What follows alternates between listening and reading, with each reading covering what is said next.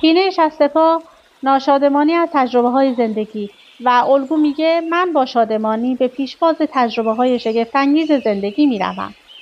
انگشتان دست که نمایانگر جزئیات زندگی هستند و الگو میگه من با جزئیات زندگی در آرامشم. آرتروز انگشتان، میل به مجازات و سرزنش کردن، احساس قربانی بودن و الگو میگه من با تفاهم و محبت میبینم. من همه تجربه هایم را در پرتو عشق مینگرم. شست، نمایانگر عقل و نگرانی و الگو میگه ذهنم در آرامش است. انگشت اشاره، نمایانگر منیت و ترس و الگو میگه من ایمن هستم. انگشت وسط، نمایانگر خشم و جنسیت و الگو میگه من با جنسیت خود آسوده‌ام. انگشت انگشتر، نمایانگر اتحاد و اندوه و الگو میگه من آرام و مهرآمیزم. انگشت کوچک، نمایانگر خانواده و تظاهر و الگو میگه من به خانواده و زندگی خود واقعی خویش را نشان میدهم. اما انقباض اندیشه ها از ترس علت احتمالیش و الگو میگه من رها میشوم و میآسایم و رها میکنم. من در زندگی ایمن هستم.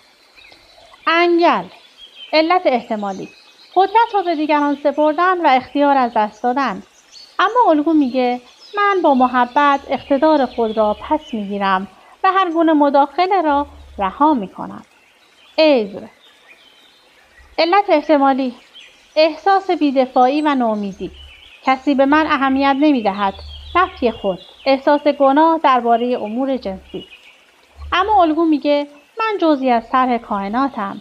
شایان اهمیت هستم و زندگی دوستم دارد. من توانا و قدرتمندم. تمامیت خود را دوست دارم و قدر خویشتن را میدانم. بازوان، علت احتمالی، نمایانگر گنجایش و توانایی در آغوش گرفتن تجربه‌های زندگی است. و الگو میگه من با سهولت و محبت و شادمانی تجربه‌هایم را با آغوش میگیرم.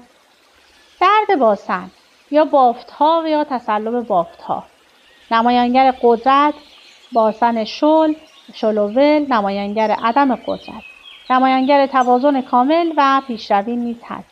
نپذیرفتن ارزش خود، نفی کامیابی. اما الگو میگه من خردمندانه قدرت خود را به کار میگیرم.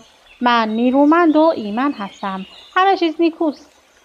هر روز شاد و شادابم و متوازن و آزاد. اما الگوی ذهنی در مورد تسلب